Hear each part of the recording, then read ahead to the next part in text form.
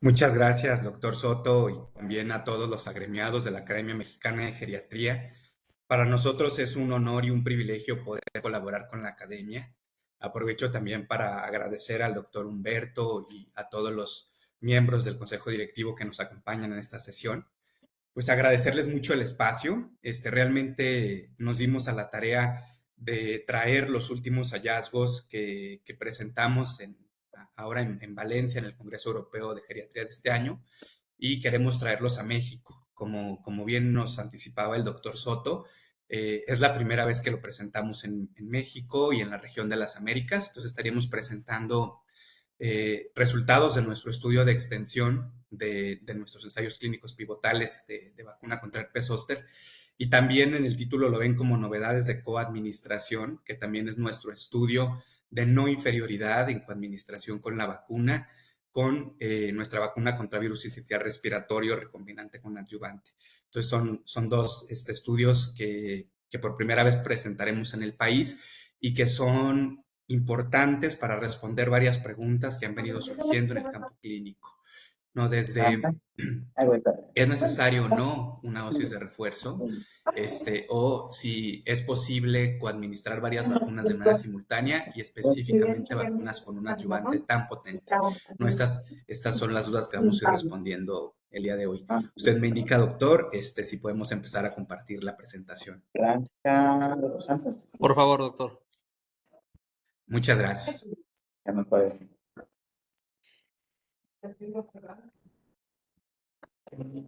Por los Nuestra micrófonos, cita neuro, favorarlos, por favor. tuvo cita en neurología y tuvo cita en neurología el 29 de Pues septiembre y el vamos 14 de agosto. a comenzar propiamente con el tema de hoy, ¿no? Hoy vamos a hablar de la vacunación del Congreso Europeo de Medicina Geriátrica, específicamente este estudio de extensión a largo plazo de la vacuna recombinante con adyuvante contra el herpes zóster y algunas novedades que traemos de coadministración. Sí, para Tenemos por ahí así unos ruiditos de fondo, no sé si podamos cerrar el micrófono. ya, pero tiene que venir a sacar las fichas. Tiene que venir temprano. Tiene que preguntar, sí. En módulo de información en la entrada del hospital. ¿Le tomó los estudios de laboratorio? Perfecto, continuamos entonces. Les presento mi formación y mi declaración de conflicto de interés. Yo soy médico cirujano por la Universidad Autónoma de Guadalajara. También soy especialista en medicina preventiva por el Instituto Nacional de Salud Pública. Cursé una maestría en salud pública en esta misma institución, una alta especialidad en medicina genómica en el Instituto Nacional de Medicina Genómica y estudié inmunología en el Instituto Nacional de Ciencias Médicas y Nutrición Salvador Subirán. Y actualmente soy uno de los gerentes de educación médica del equipo de vacunas de GSK México. No tengo ningún otro conflicto de interés que declarar.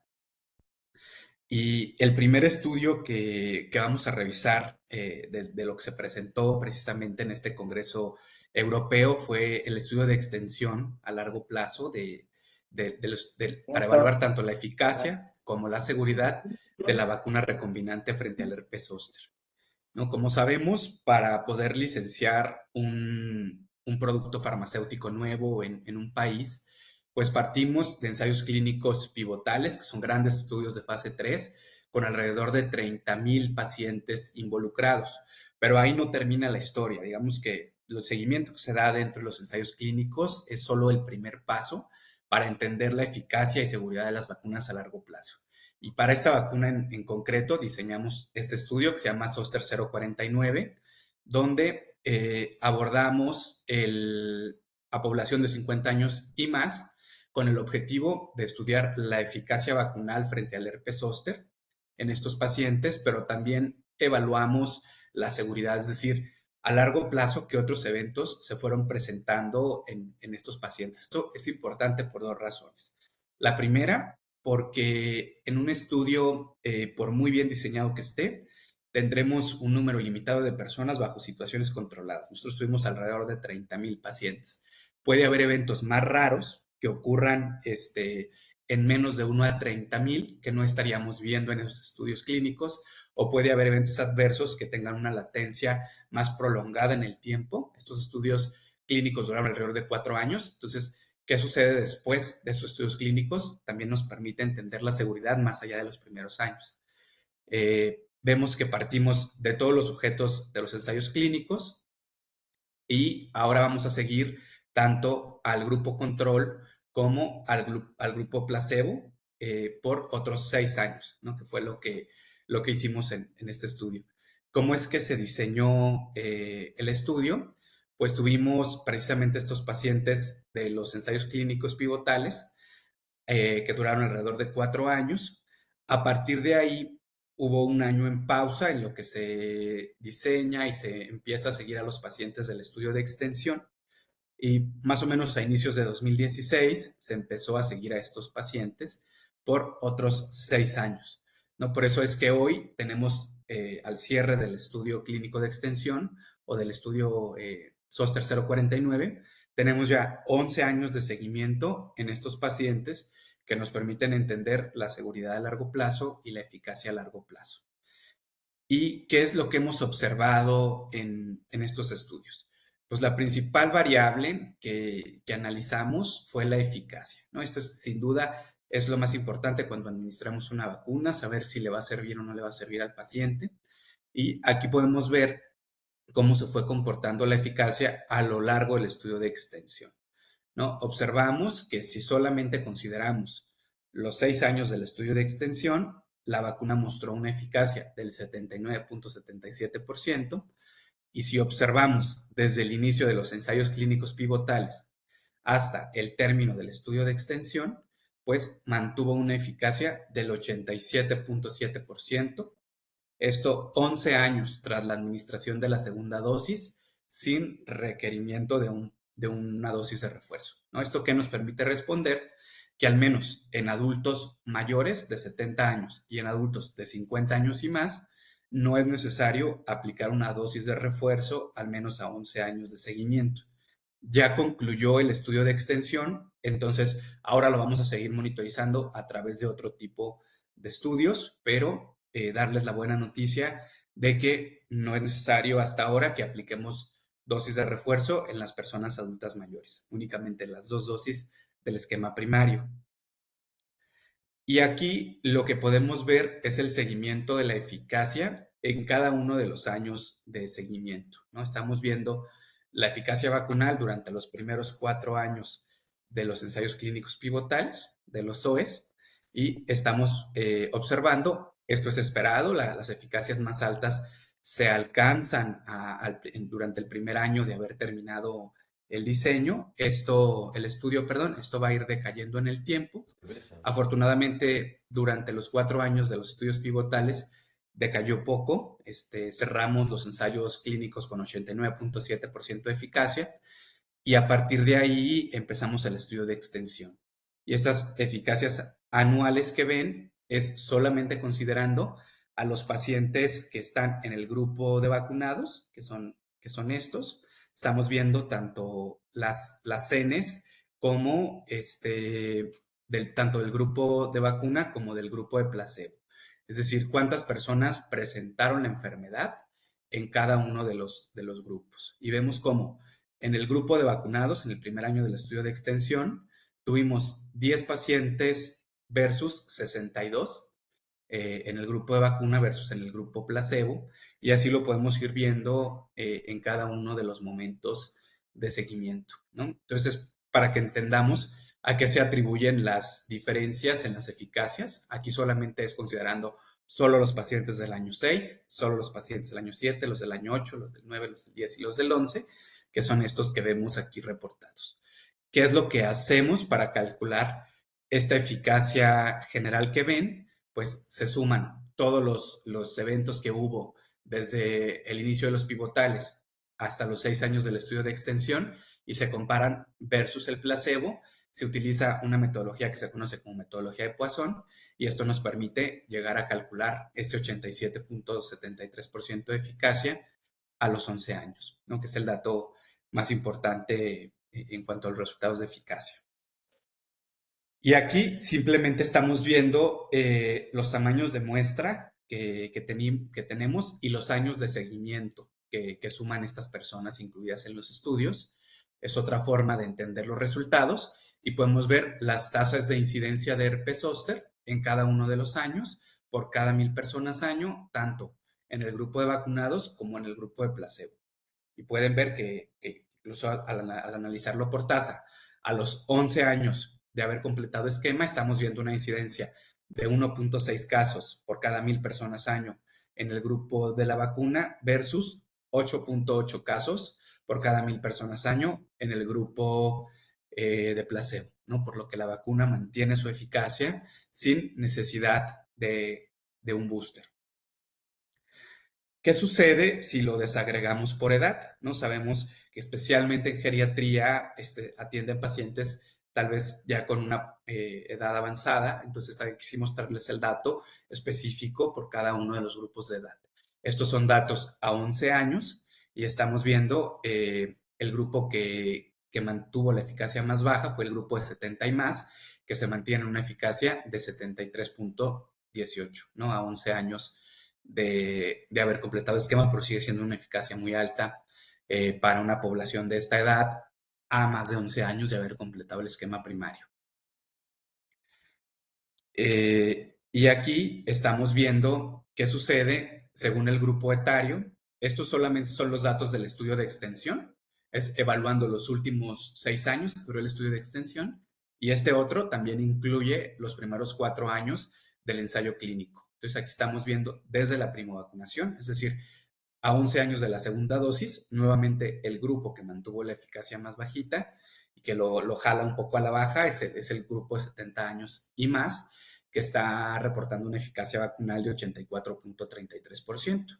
Como vemos, aquellos de 50 y más mantuvieron una eficacia de 87.7%, de 50 a 59 del 91.7 y 60 a 69 del 92.57.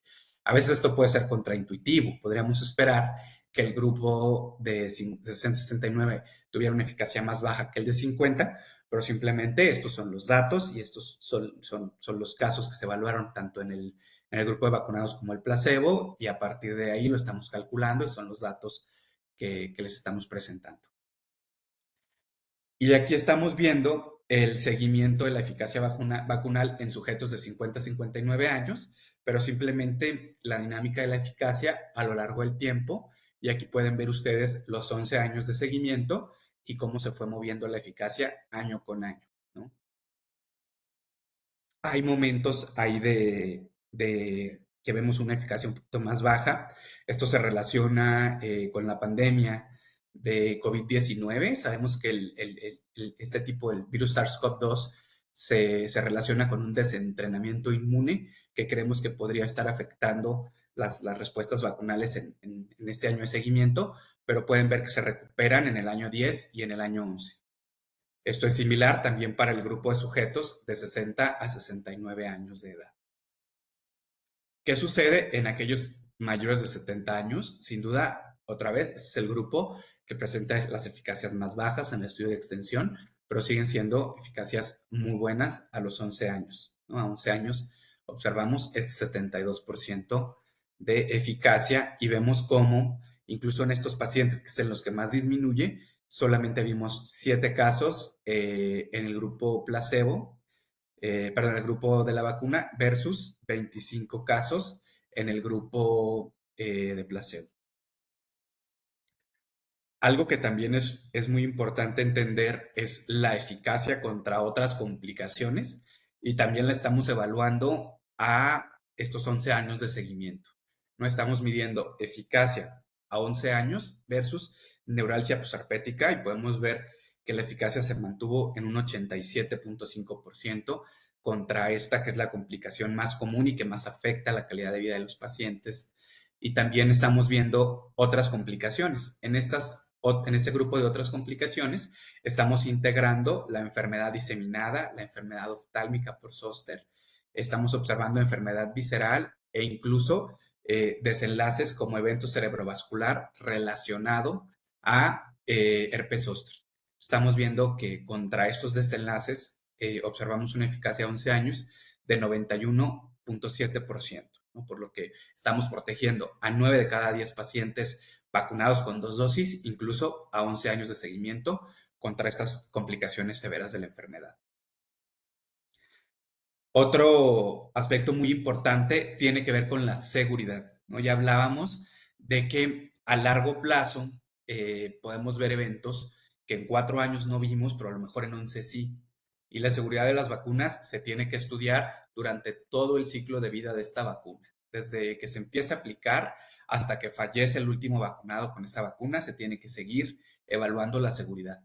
Y aquí lo vamos a seguir haciendo, por supuesto, en vigilancia post-comercialización, pero también en el estudio de extensión se evaluó. Y realmente no se evidenció ningún evento adverso grave relacionado a la vacuna en todo el estudio de extensión, que duró 6 años. Y un análisis que hacemos también en farmacovigilancia se conoce como análisis de detección de seguridad de señales o análisis de detección de señales de seguridad.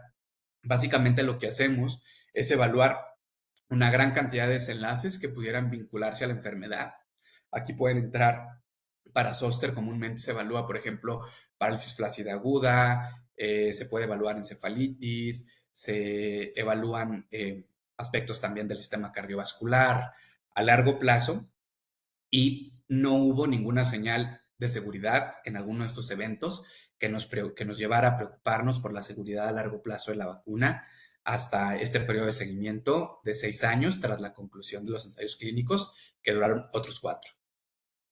Estamos observando también datos de inmunogenicidad. La inmunogenicidad nos va a ayudar a entender qué tan estables son los descensos de anticuerpos o qué tan rápido están cayendo.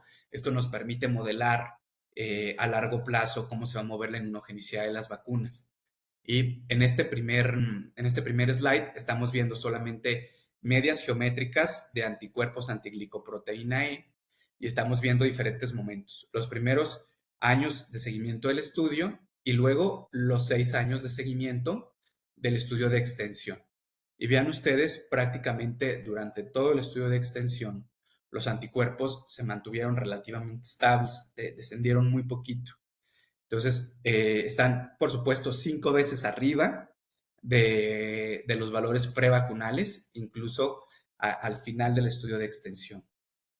Esto también es similar para nuestros resultados de persistencia a largo plazo en cuanto a la respuesta celular. Aquí estamos viendo en las gráficas moradas las frecuencias de linfocitos TCD4 específicos contra la glicoproteína que manifestaron al menos 2 marcadores de activación tras el contacto con este antígeno. Y vemos primero los valores prevacunales. Recordemos que los pacientes ya habían tenido varicela en la infancia y por eso estamos viendo ya frecuencias de células específicas, pero luego vemos el aumento durante los años de seguimiento del estudio. Y prácticamente no han descendido o han descendido muy poquito en el estudio de extensión y se siguen manteniendo 6 veces más arriba de los niveles prevacunales a 11 años de haber completado el esquema de 2 dosis. Esto nos permite observar pues, una estabilidad en cuanto a la dinámica de las células y también de anticuerpos que nos da mucha certeza de la persistencia de la inmunidad a largo plazo, que obviamente también vamos a seguir monitorizando en otro tipo de diseños, ya no en el estudio de extensión, pero ahora lo que se hace es levantar encuestas nacionales en diferentes países para evaluar tanto los anticuerpos como la dinámica celular en algunos estudios en un subgrupo de la población que nos permita extrapolarlo al resto de la población y esto se seguirá haciendo para entender la persistencia de la inmunidad a más largo plazo.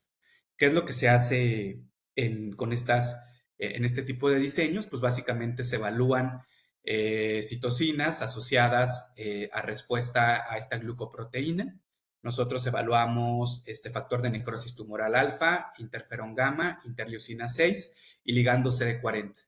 Y para considerar que esas células estaban activadas contra la glicoproteína, debían tener al menos 2 marcadores de activación por una técnica que se denomina tinción de citocinas intracelulares.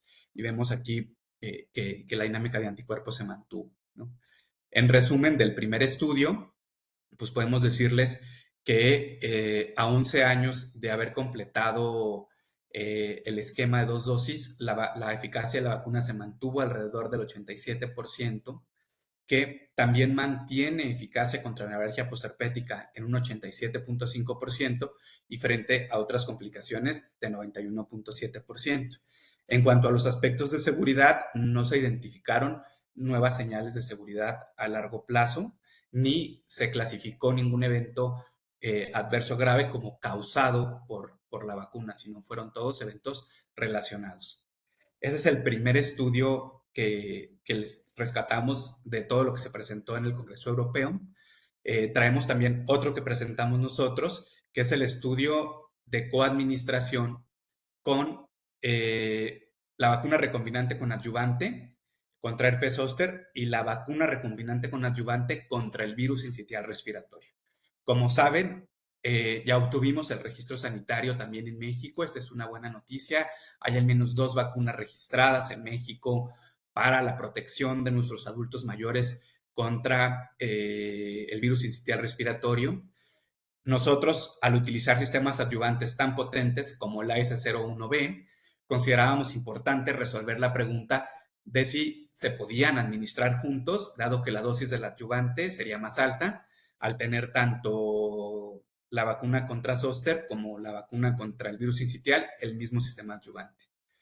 Entonces, diseñamos este estudio de coadministración. Ambas les decía que tienen el mismo adyuvante, que es el AS01B. Ya había antecedentes de coadministración con otras vacunas. Por ejemplo, en el caso de la vacuna recombinante contra el herpes zóster, pues ya teníamos experiencia con vacunas contra neumococo, tanto 13 valente conjugada como 23 valente polisacárida, también contra tétanos, difteria y pertusis celular, y también con vacunas de RNA mensajero contra la COVID-19. En el caso, y obviamente con nuestra vacuna tetravalente contra la influenza.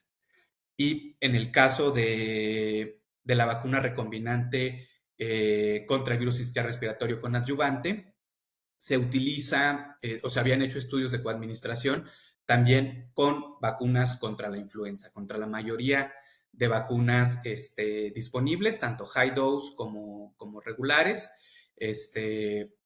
Y no había habido ningún problema en tolerabilidad ni en inmunogenicidad. Pero aquí el reto importante está precisamente en entender que RZB contiene un adyuvante que es el AS01B, y este adyuvante contiene un activador de defensa, que es el monofosforilípido A, y también contiene un inmunoestimulante, que es la fracción 21 de quilla saponaria. La vacuna RSV-PREF 3 OA lo que significa es que contiene la conformación prefusional de la proteína F del virus sincitial respiratorio, y también OA es porque contiene un adyuvante. Entonces, ese adyuvante también es el AS01B. Estamos administrando la dosis que ya venía en RZB más la mitad de dosis de RZB que incluye la vacuna contra el virus sincitial respiratorio. Entonces, tenemos 2 vacunas con un sistema adyuvante que de por sí digamos, hace un estímulo fuerte al sistema inmunológico, únicamente recordando qué hace cada uno de estos componentes. Pues el monofosforilípido A, al ser un agonista de TLR4, nos va a activar tanto la vía canónica de TLR4 MID88, que va a terminar en última instancia con el activador de transcripción maestro NF-kappa-beta, con una fuerte respuesta proinflamatoria, pero tiene una modificación en un grupo fosfato que hace que active mayormente otra vía que se conoce como TRIF. TRIF, en última instancia, va a terminar con la activación de interferones de tipo 1, y eso es lo que explica la eficacia tan alta que observamos en la vacuna, ¿no? Este mismo monofosforil también está en el adyuvante del virus sincitial, y había una duda razonable, dice, se podían administrar juntos, y decidimos hacer este estudio para poderlo entender. Entonces, se diseñó un estudio de fase 3, abierto, aleatorizado, controlado y multinacional, para evaluar la inmunogenicidad, la seguridad y la reactogenicidad de la vacuna recombinante con adyuvante contra el virus sincitial respiratorio cuando se administra con la vacuna recombinante con adyuvante contra el herpes zóster en adultos de 50 años y más. Aquí podemos ver el registro que tenemos en FDA, vemos el inicio del estudio y la fecha de finalización del mismo. Es un estudio de no inferioridad, los estudios de inmunogenicidad no requieren Ns tan grandes, por eso vemos que tenemos 530 pacientes. ¿Cuáles son los aspectos que vamos a evaluar? El diseño del estudio, la inmunogenicidad, la seguridad y conclusiones finales. Aquí es como se diseñó precisamente este estudio. Partimos de alocar a 265 pacientes en el grupo de coadministración y a otros 265 en el grupo control. ¿Cómo se aleatorizaron? Uno a uno. Todos tenían 50 años o más. ¿Qué fue lo que se hizo? En la visita 1 se les administró bien las dos vacunas, virus sincitial respiratorio y la vacuna contra zóster, o bien solamente la vacuna contra zóster. En la visita 2, al mes, se les tomó muestra al grupo de coadministración para evaluar los anticuerpos y en el grupo control se les administró ahora la vacuna contra el virus sincitial respiratorio. En la visita 3, es decir, a los 2 meses de la primera visita, se les aplicó la segunda dosis de la vacuna recombinante a ambos grupos. Ya no aplicamos la vacuna contra virus sincitial respiratorio porque esta vacuna protege hasta por 3 temporadas con una sola dosis. Y en la visita 4 se evaluó nuevamente los anticuerpos. Después se siguieron todavía 6 meses más a los pacientes y allí concluyó el estudio. ¿Qué fue lo que se evaluó? Precisamente la inmunogenicidad, pero también eventos adversos locales y sistémicos solicitados, eventos adversos no solicitados, eventos adversos graves y eventos potencialmente mediados por el sistema inmunológico. Y aquí podemos ver los plazos en los que se siguen generalmente los eventos locales que se solicitan. Es un checklist que tienen todos los centros de investigación y estos se evalúan 7 días después de vacuna de manera activa. Es decir, hay que estar contactando a los participantes de los ensayos clínicos y preguntándoles este checklist a ver si tienen alguno de los eventos. En los no solicitados, los vacunados y en este caso todos se vacunaron, pero tanto el grupo de coadministración como el control tienen un mes para notificar eventos relacionados con la vacuna, pero no que están fuera de este checklist que evalúan los centros de investigación. Y los graves se siguen desde el primer día hasta el final del estudio. Ya les mencioné el objetivo, no nos vamos a detener mucho en esto, solamente hablar de los objetivos primarios de inmunogenicidad. Para el caso de virus sincitial respiratorio se evaluaron tanto anticuerpos frente a la proteína de fusión, proteína F de perfusión en forma de perfusión tanto para BCRA como para BCRB. Y para el caso de zóster se evaluaron los anticuerpos antiglucoproteína E. Y adicional a esto se contó también con objetivos secundarios. Pueden ver que estos se evaluaban un mes después de aplicar la dosis, luego al día 31 y al día 61. Y en el caso de zóster, como son 2 dosis, un mes después de haber concluido la segunda dosis y luego 3 meses al día 91. En el caso de este tipo de diseños, pueden ver que todo lo que se evalúa es dinámica de anticuerpos en cuanto a la inmunogenicidad. Esto es así porque cuando evalúas la coadministración, las autoridades regulatorias de los países únicamente solicitan datos de no inferioridad en inmunidad mediada por anticuerpos. Por eso es que en los estudios de coadministración no vamos a ver inmunidad mediada por células. Luego evaluamos también los eventos adversos locales y sistémicos, los eventos adversos no solicitados, los eventos adversos graves y las potenciales exacerbaciones o eventos relacionados con el sistema inmune. ¿Cuáles fueron los criterios de elegibilidad? Los de inclusión, todos aquellos de 50 años o más al momento de la administración de la primera dosis. Se excluyeron mujeres que estuviesen en edad fértil. también sujetos que cumplieran todos los requisitos del protocolo, que fueran personas independientes, es decir, que estuvieran capaces de realizar su autocuidado y realizar sus actividades de la vida cotidiana. Y también si tomaban algún otro medicamento o tenían una condición de base, que fueran considerados estables en el momento de la administración de la primera dosis. A quienes se excluyó: a mujeres embarazadas o en periodo de lactancia, pacientes con trastornos inmunitarios o condiciones de inmunosupresión o inmunodeficiencia.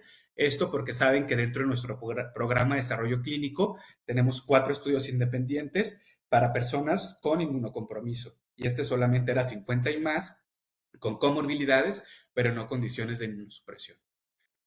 También se excluyó a aquellos con antecedentes de hiperreactividad a alguno de los componentes de la vacuna, sospecha clínica o confirmación por PCR de un episodio de herpes zóster en curso, antecedentes de vacunación previa con RZB o antecedentes de vacunación previa con la vacuna viva contra el zóster en los 2 años anteriores a la inclusión, aquellos que ya hubieran sido vacunados contra el virus sincitial respiratorio, que estuvieran utilizando fármacos inmunomoduladores de acción prolongada o con uso crónico de inmunosupresores u otros fármacos inmunomoduladores. ¿Cuáles eran las características sociodemográficas? Vemos que la edad media de los pacientes era de 73.9 años, al igual que en el grupo placebo. Podemos ver que la proporción por grupo etario está balanceada en ambos grupos, asimismo por sexo. En cuanto a etnicidad, la mayor parte de los pacientes eran pacientes caucásicos. También había un grupo de afroamericanos, después asiáticos y otros. La población amerindia o latina también se incluyó acá en otros. ¿Qué sucede en cuanto a los resultados de inmunogenicidad? Estamos viendo los títulos de anticuerpos neutralizantes para virus sincitial respiratorio, tanto A como B, y estamos viendo también anticuerpos antiglucoproteína E contra el zóster. Y para ver esta gráfica que estamos viendo aquí, simplemente se hizo una razón poniendo el grupo control, que es el que se esperaba que respondiera más, y con el grupo de coadministración, que era el que esperábamos una menor respuesta en caso de que hubiera interferencia inmunológica. ¿Qué fue lo que observamos?